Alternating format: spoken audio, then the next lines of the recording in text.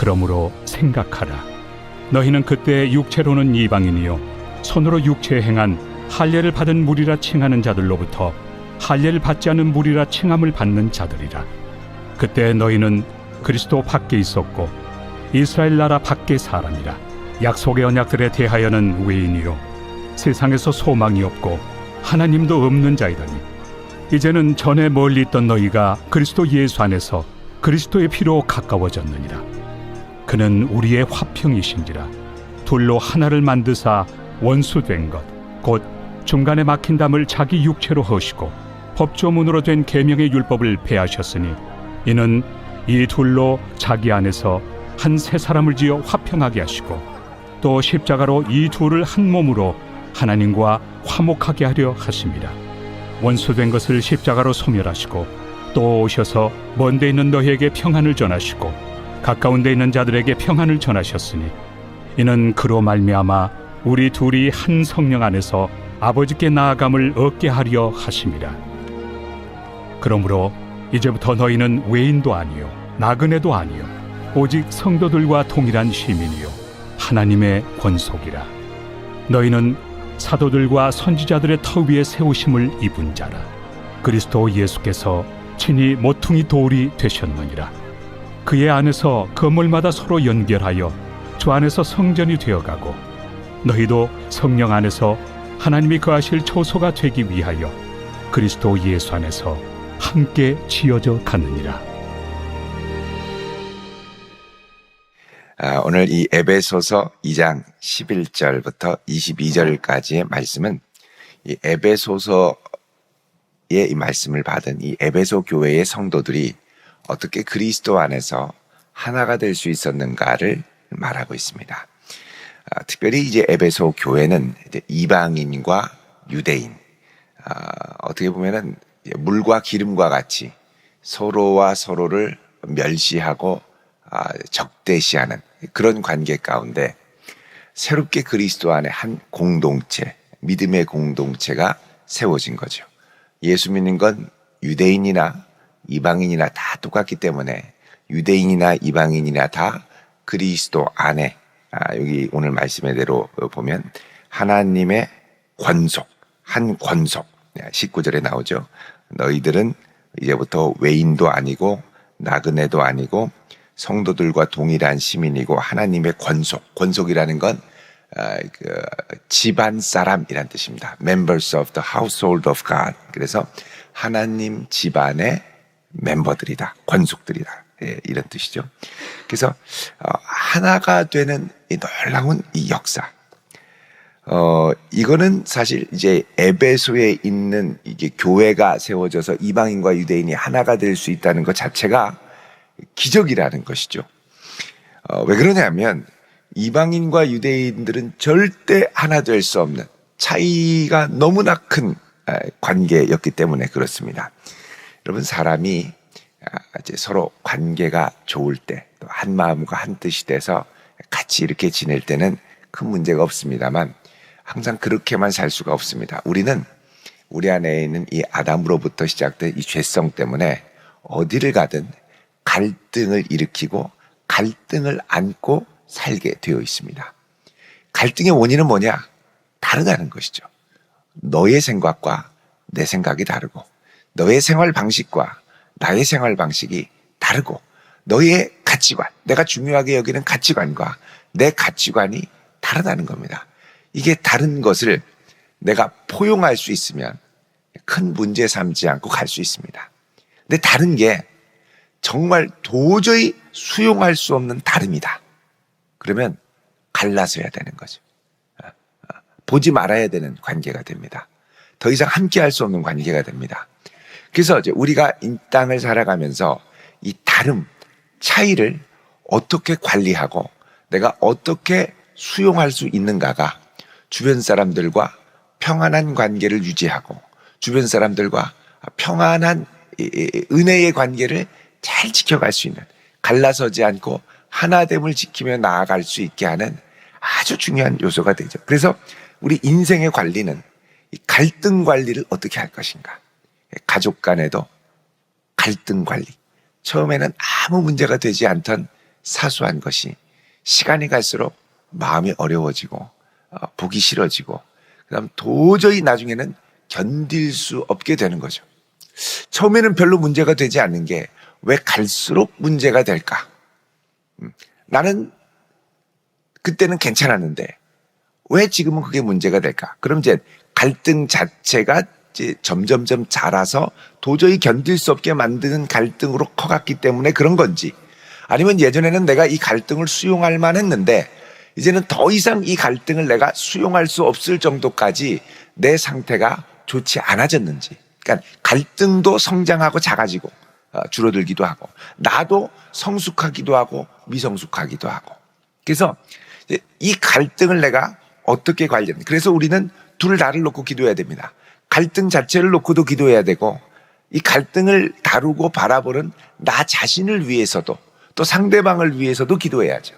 그래야 이 갈등을 이제 하나님의 은혜 가운데 어떻게든 품고 수용하고, 그 다음에 어떻게 되냐? 내가 안고 살아갈 수 있는 겁니다. 이 갈등을 내가 안고 살지 않으면 그 다음에 어떻게 되느냐?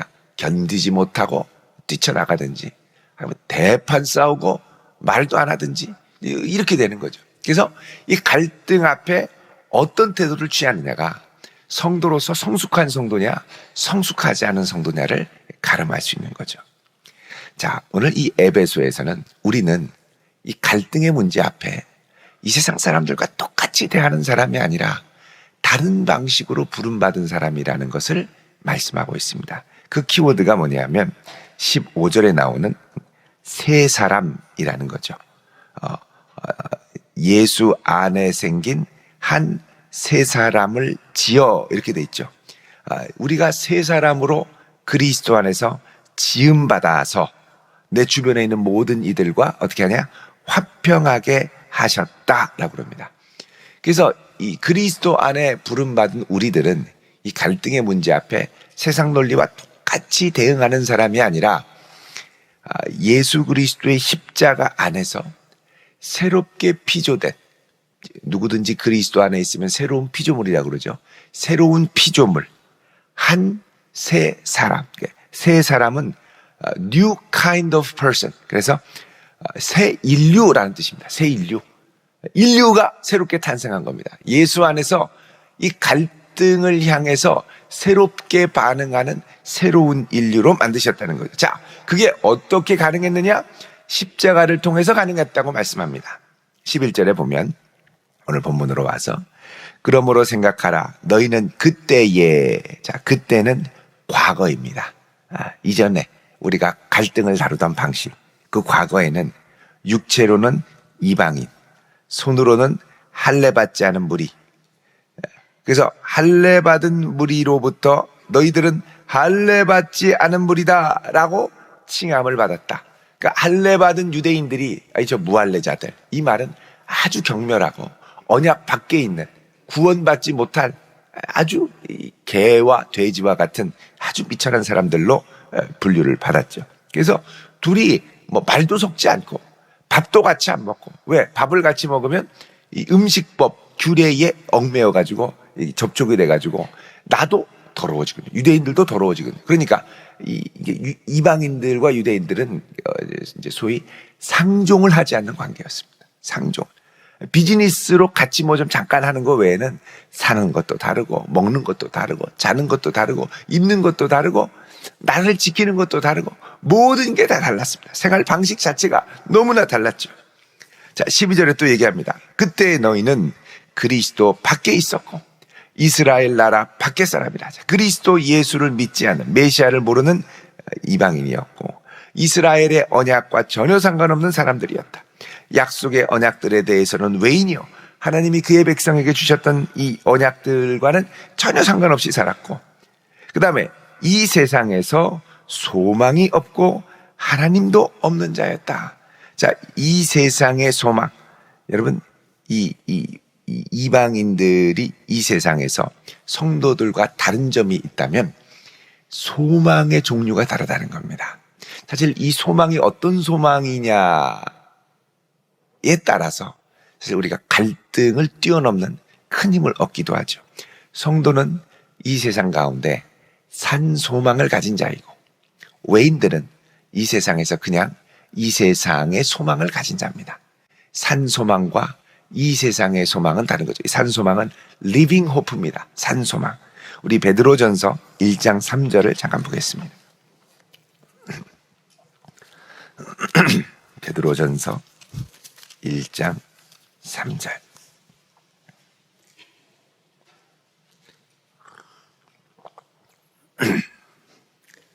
자, 같이 읽겠습니다. 시작. 우리 주 예수 그리스도의 아버지 하나님을 찬송하리로다.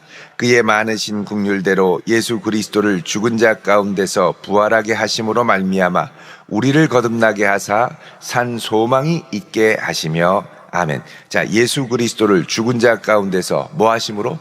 부활하게 하심으로 말미암아 우리를 거듭나게 하셔서 무슨 소망이요? 산 소망이 있게. 산 소망은 거듭난 자만 가질 수 있는 소망입니다. 우리가 이 땅을 살면서 어렵고 환난 가운데도 기뻐하고 즐거워할 수 있는 이유, 산 소망 때문입니다. 극심한 갈등 가운데도 갈등을 기꺼이 품기 위하여 기도하고 저들을 사랑하고 품기 위하여 기도하는 이유, 산 소망 때문이죠. 그래서 우리가 이 땅을 살아가면서 갖고 있는 소망은 이 세상의 소망만이 아닙니다. 이 세상의 소망을 통하여 하나님 나라의 더 큰 소망을 바라보기 위한 것이죠. 이 귀한 소망을 우리 모두 품고 살 수 있기를 축원드립니다. 우리 자녀들에게도 이 산 소망을 심어줘야 됩니다. 야, 나 세상에서 뭐 먹고 살래? 이거 해 먹고 살래? 저거 먹고 살래? 그 얘기만 하지 말고 네가 예수 붙들고 주님의 영광을 위해 살다 보면 하나님이 너의 인생을 책임져 줄 뿐만 아니라 내 안에 계신 예수로 말미암아 이 세상을 변화시키는 놀라운 역사에 내가 쓰임받을 것이다. 이 일을 갖고 기도하고 하나님 내 앞길을 주님께서 책임져 주시고 나를 통해 예수 그리스도의 산 소망이 온 세상에 퍼지게 해주세요. 그럼 우리 자녀들에게 이 소망을 갖고 기도하고 또 기도해 줄 수 있는 우리 부모님 또 할머니 할아버지 될 수 있기를 축원드립니다. 이 산 소망을 심어주는 게 제일 중요합니다. 아무리 세상에서 좋은 직업을 갖고 아무리 세상에서 잘해도 이 소망이 없으면 하다가 타락하고 무너집니다. 산 소망이 있어야죠. 이 산 소망. 이 산 소망을 갖고 하나님께 가는데 13절에 이제는, 여태까지는 과거였습니다. 이제는 멀리 있던 너희가 예수 안에서 무엇으로 가까워졌다고요? 그리스도의 피로. 이 피 때문에 14절에 예수님이 우리의 화평이 되셔서 갈등이 일어날 수밖에 없는 우리들을 하나로 평화케 하셔서 둘로 하나를 만드시고 원수된 것, 원수처럼 여기며 서로 적대시하는 것, 곧 중간에 막힌 담을 자기 육체로 허시고. 자, 예전에 유대인과 이방인 사이에 높은 장벽이 있었습니다. 예루살렘 성전에 가더라도 이방인의 뜰이라고 그래서 유대인들이 들어가고 이방인들은 못 들어가는 이 뜰이 있었죠. 이게 장벽이 있었는데 이게 한 1.5m 정도로 세워져서 성전 밖을 쭉 둘러쌌습니다. 이런 경계가 늘 있었어요. 어느 정도 이상은 갈 수 없는. 우리 세상에 보면 이런 이 장벽들이 존재하죠. 여성들 같은 경우에는 이 사회에서 생활할 때 유리천장이 있다. 보이지 않는 천장, 더 이상 못 올라가게 하는 천장이 있다. 또 보이지 않는 차별이 있다. 이런 얘기들을 많이 합니다. 자, 이런 가운데 이 세상에서 이거를 내가 어떻게 소화하지 못하면 때려치든지 도망가든지 그만두든지 이런 해소될 수 없는 것 같은 그 갈등 가운데 예수님께서는 어떻게 하느냐? 도저히 이방인과 유대인 사이에 해결될 수 없는 그 갈등을 자기 육체, 십자가로 하셨다라는 겁니다. 그래서 여러분, 십자가는 우리 죄를 사하는 능력이기도 하지만 갈등을 포용하는 포용의 극치가 십자가입니다. 네가 죄인이잖아. 내가 뭘 잘못했는데. 다 필요 없어요. 예수님이 대신 십자가에 피 흘려 돌아가시는 거예요. 돌아가시니까 그 십자가를 보고 내가 죄인이구나 깨닫고 내 죄를 위한 죽음이구나라는 걸 깨달으며 십자가 앞에 무릎을 꿇게 되죠. 미움과 원망과 정죄와 다툼과 분열의 모든 갈등을 예수님이 십자가로 자기 육체에 다 담으셔서 하나님 앞에 대신 돌아가셨습니다. 여러분, 갈등을 소화하려면 갈등을 합리적으로 해결하는 방법도 있지만 결국 그 갈등으로 인하여 일어나는 큰 어려움을 내가 십자가를 생각하며 품을 때 그게 기적적으로 해소되는 경우가 많습니다. 그러니까 우리가 이 갈등, 내가 하나님 앞에 나아갈 수 없는 이 갈등이 어떻게 해소됐는가를 생각하면 이 땅에서 어떤 마음을 갖고 이 갈등을 품고 기도해야 할지를 방향을 알게 되죠. 내 힘으로 다 못 품습니다. 그래서 어떻게 하느냐? 예수 그리스도의 십자가를 품고 기도하고 나도 그 십자가를 지고 주님을 따르도록 기도해야 되는 것이죠. 그래서 그리스도인은 이 십자가를 품고 갈 때마다 피스메이커, 화평케 하는 자의 역사를 이루어 갈 수 있는 겁니다. 15절에 법조문으로 된 율법의 계명을 폐하셨다. 십자가로 율법의 모든 것들, 음식과 할례와 절기와 이런 이방인과 유대인들을 구별하는 모든 계명들을 폐하시고 십자가로 이 둘을 한 몸으로 하나님과 화목하게 하셨다. 그리고 원수된 것을 무엇으로 소멸하십니까? 십자가로 소멸하셨습니다. 그래서 이 갈등의 극치, 이 갈등 관리의 극치를 예수님께서는 어떻게 했느냐? 십자가로 해결하셨다는, 이게 놀라운 거죠. 이 세상 누가 이 갈등을 십자가로, 자기 희생으로, 자기 내어줌으로 해결할 수 있는 사람이 있겠습니까? 그럼 바보라고 하죠. 근데 예수님은 그렇게 하셨다는 거예요. 그리고 우리가 그런 마음으로 우리의 삶의 현장으로 들어가 그곳에서 주님의 십자가를 지기 시작할 때 처음에는 바보라고 하죠. 나중에 지나면 그런 사람이 없는 거예요. 그처럼 자기를 내어주는 사람이 없는 거예요. 보석 같은 사람으로 사람들이 여기게 되고 알게 되죠. 또 그래서 주님께서 우리에게 평안을 정하시고 17절에 18절에 그로 말미암아 둘이 한 성령 안에서 아버지께 나아감을 얻게 한다. 이방인과 유대인이 도저히 하나 될 수 없는데 하나가 되고 한 성령 안에서 하나님의 임재로 같이 나아가 예배드리는 신인류가 되었다는 겁니다.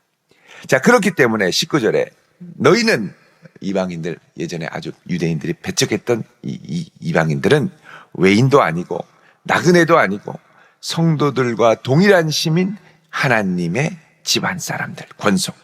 너희는 사도들과 선지자들의 터 위에 세우심을 입고 예수님은 친히 모퉁이 돌이 되셨다는 겁니다. 이제부터는 너희들이 서로 연결돼서 성령 안에서 하나님의 집으로, 성전으로 지어가는 역사가 시작이 되었다. 더 이상 이방인, 유대인 차별이 있는 게 아니라 모두 예수 안에 하나님의 한 권속으로 아름다운 예수의 집, 성전, 그리스도의 몸을 이루기 시작했다라는 겁니다. 이 놀라운 부르심이 우리에게 있고 우리가 교회를 이루어가며 그리스도의 십자가로 서로 가까워졌습니다. 이제 이 십자가를 지고 우리가 세상에 나가는 거죠. 많은 갈등의 현장입니다. 우리나라가 이 갈등 지수가 아주 폭발할 정도로 세계 1위입니다. 1위, 2위, 4위 안에 항상 들어요. 아주 갈등, 아주 극심한. 여러분, 우리가 세상 사람들과 똑같이 갈등에 반응할 것이 아니라 그리스도의 십자가를 지고 우리 삶의 현장에 나아가 성령의 도우심으로 이 갈등을 주님이 기뻐하시는 방향으로 품고 해결해 나아갈 수 있는 그런 성도 될 수 있기를 주의 이름으로 축원드립니다. 기도하겠습니다. 거룩하신 아버지 하나님, 이 세상에 소망 없는 곳에서 예수 그리스도 안에 산 소망을 주시고 참으로 품기 어려운 이들을 위해 기도하게 하시며 또 그들을 품을 수 있는 십자가의 제자로 삼아주심을 감사합니다. 오늘 저희들이 주 앞에 나와 이 말씀을 듣고 이 하루를 위해 기도합니다.